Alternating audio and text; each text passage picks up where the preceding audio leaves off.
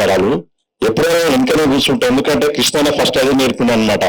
అందరు గరీబులను ముందు కూర్చోబెట్టాలి, మనము మన కుటుంబం వెనుకుండాలి. కాబట్టి ఆ సిద్ధాంతం మీద నేను వెనుక కూర్చున్నాను. నేను ఇక్కడ వేదిక అలంకరించిన కృష్ణమోహన్ అన్న గారు, ఆయన గత 30 ఏళ్ల నుండి ఆర్ కృష్ణ అంటే ఉద్యమం చేస్తుంది. నేను ప్రత్యక్ష సాక్షిని. నేను ఆ ఉద్యమానికి నేను ఒక జీప్ వేసుకొని పోయి మందు ట్రైనర్ల మెమోరండం ఇచ్చుకుంటాం. మొత్తం ముఖ్యమంత్రులకు మెమోరండంలు, ఢిల్లీ యాత్రలు. నేను ఇక్కడ 5 నిమిషాలు కూర్చుంటే నాకు దాహం అవుతుంది, ఇక్కడ ఆకలి అవుతుంది. వాళ్ళన్ని తట్టుకొని కూడా 50 ఏళ్ళు ఆర్ కృష్ణ ఉద్యమం చేసిండు.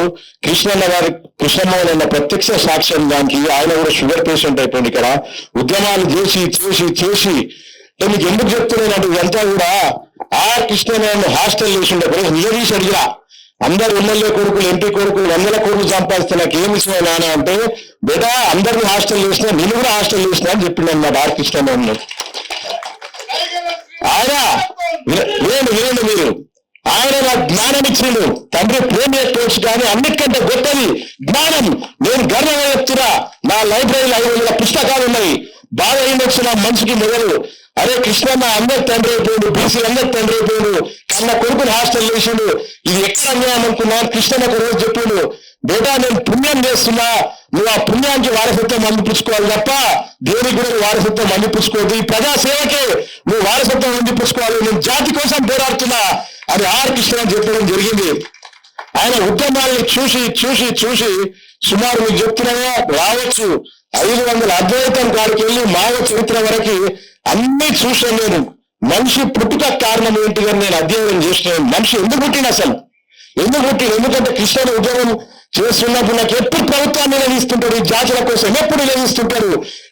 నాకు ఎన్నోసార్లు అనిపించింది, పెద్ద పెద్ద బ్యాంకుల్లో తీస్తారు, 100,000 కోట్లు తీస్తారు, కానీ కృష్ణ మాత్రం రోడ్ల మీద కూర్చుంటాడు. ఎప్పుడు ఈ జాతుల కోసం, బీసీ ఎస్సీ ఎస్టీల కోసం రోడ్ల మీద ఎందుకు కూర్చుంటాడు? ఆయన కూడా ఎందుకు సుఖపడద్దు అనిపించింది. కానీ బాగా నుండి ఆవేదన నుండి ఈ సుఖమైన జీవితం ఏంటిది ఆయన, ఈ అన్వేషణ ఏంటిది, ఈ ప్రయాణం ఏంటిది, ఎక్కడికి తీసుకుపోతుంది కృష్ణ గారు? నేను ఆ జ్ఞానం కోసం ఒక యుద్ధం ఉత్తరాఖండ్ నుండి తమిళనాడు దాకా అన్ని తిరిగిన, మొత్తం అన్ని ప్రాంతాలు తిరిగిన, అక్కడ శబర్మతి ఆశ్రమం తిరిగిన, గాంధీ నిర్మించి ఉద్యమం చేసిన, శబర్మతి ఆందోళన తిరిగి మొత్తం ఎంబీబీఎస్ చేసిన, అన్వేషణ కోసం సివిల్ సర్వీసెస్ ఇంటర్వ్యూ పోయినా, ఇక్కడ కూర్చున్న పెద్ద మనుషులంతా అనుభవం నాకు లేకపోవచ్చు, కానీ ఆవేదన కృష్ణన్న ఉద్యమ ఆవేదన మనుషులేమో తెలుసుకుందామని దేశం తిరిగినా, మొత్తం పుస్తకాలు నిర్వహించినా. మీకు ఒకటే చెప్తా, ఉత్తరాఖండ్ లో గొప్ప గొప్ప ఆశ్రమాలు ఉంటాయి. వాళ్ళు ఒకటే చెప్తారు, ముక్కు మూసుకొని హిమాలయాల్లో యోగా చేయకండి, తపస్సు చేయకండి, ప్రజాసేవ చేయండి, ప్రజల ఆకలి తీర్చండి అని చెప్తారు.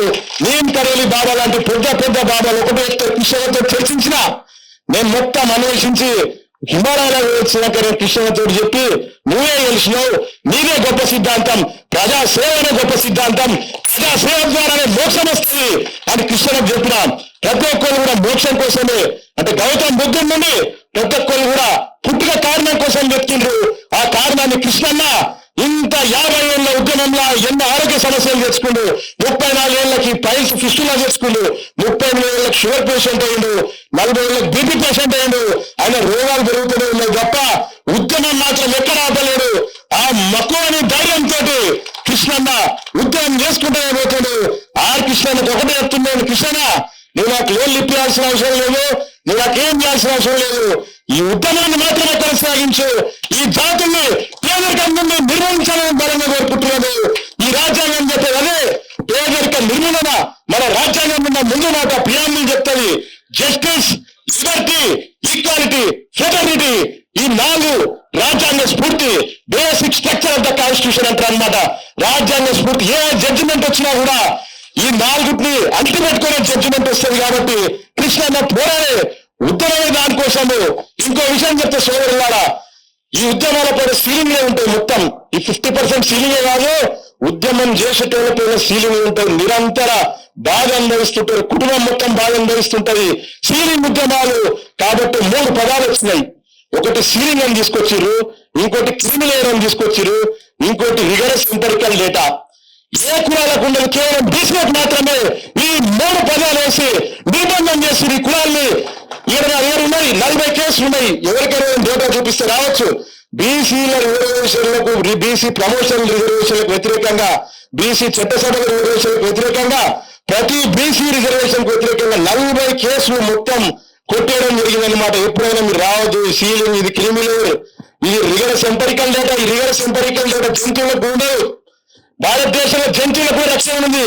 10 ఏళ్ల క్రితం కృష్ణ స్పీచ్ ఇస్తుంటే విన్నారు, అరే జంతువుల లెక్కలు ఉన్నాడు బాబు, మా కులాల లెక్కలు తీయండి, మా కులాల ఆ భావం వినండి అని ప్రాజెక్ట్ టైగర్ అని ఒక ప్రాజెక్ట్ ఉంటాయన్నమాట. వైల్డ్ లైఫ్ యాక్ట్ తీసుకొచ్చారు జంతువుల కోసము. వైల్డ్ లైఫ్ యాక్ట్ 1972 ఇందిరాగాంధీ ఉన్న సమయంలో తీసుకొచ్చారు అనమాట ప్రాజెక్ట్ టైగర్. టైగర్ అని ఎట్లా చూస్తారో మీకు తెలుసా?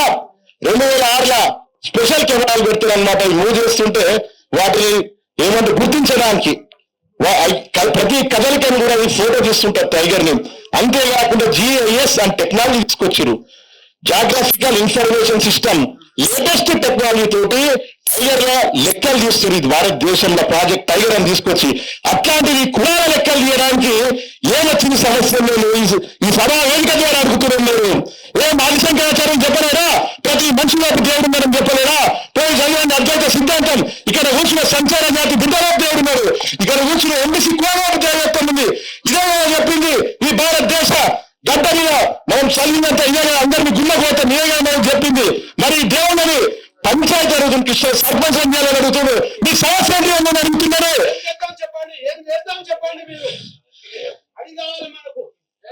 అదే వెనుక అడుగుతున్నాను. అందరూ కూడా గుర్తించాల్సింది, మనము ఈ దేశ గడ్డ మీద నిర్మించే నాగరికతలో వచ్చిన ప్రతి ఒక్కటి, బౌద్ధ మతం కావచ్చు, అద్వైతం కావచ్చు, క్రిస్టియానిటీ కావచ్చు, ఇస్లాం కావచ్చు, అన్ని కూడా ఒకటి వచ్చే ప్రతి మనుషులకు దైవత్వం ముందు చెప్తున్నాయి. అది చూసినా, రాజ్యాంగం ప్రకారం చూసినా, ఈ ప్రియాంబుల్ ప్రకారం చూసినా కూడా మనం చూసిన జంతువులకు ఇచ్చే ప్రిఫరెన్స్ కావచ్చు, చెట్లను అనుగుణంగా కాపాడుతారు. ఫారెస్ట్ యాక్ట్ అని తీసుకొచ్చారు, ఫారెస్ట్ కన్వర్జేషన్ యాక్ట్ తీసుకొచ్చారు, కన్వర్జేషన్ యాక్ట్ అని.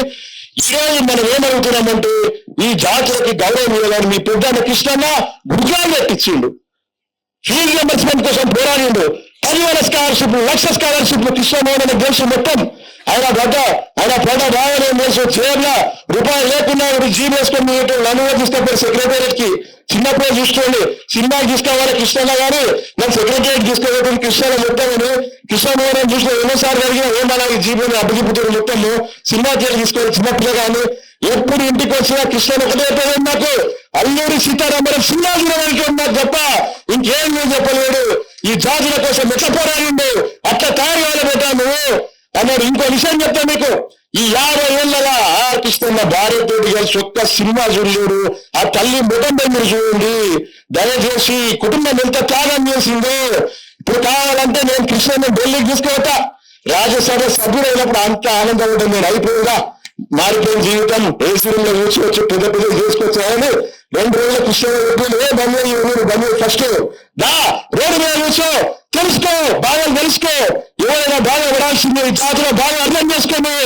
ఏసీ రూమ్ లో కూర్చొని పెద్ద మాటలు కావు, పెద్ద స్పీచ్ ఇవ్వద్దు నువ్వు అని కృష్ణ చెప్పడం జరిగింది.